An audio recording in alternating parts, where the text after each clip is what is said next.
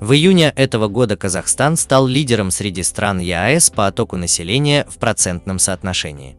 По данным Департамента статистики Евразийской экономической комиссии, за этот период из Казахстана выбыли 14 192 человека, прибыли 4595.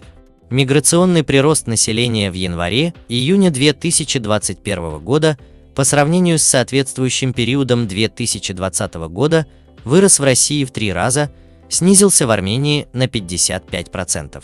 Миграционный отток населения снизился в Кыргызстане на 21%, увеличился в Казахстане в 2,5 раза.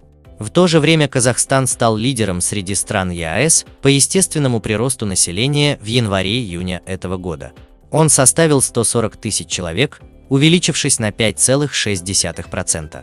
По данным Евразийской экономической комиссии, естественный прирост населения за отчетный период отмечен во всех странах Евразийского экономического союза, кроме России.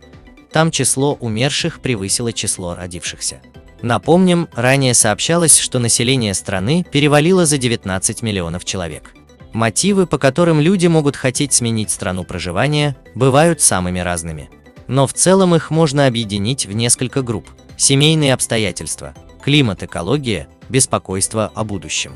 То есть, если человеку не нравится работа, законы, уровень коррупции, менталитет людей того места, где он живет, то он либо испытывает постоянный стресс, либо решается кардинально поменять все и уехать. Печальнее всего, что большинство из тех, кто решился покинуть родину, высококвалифицированные специалисты.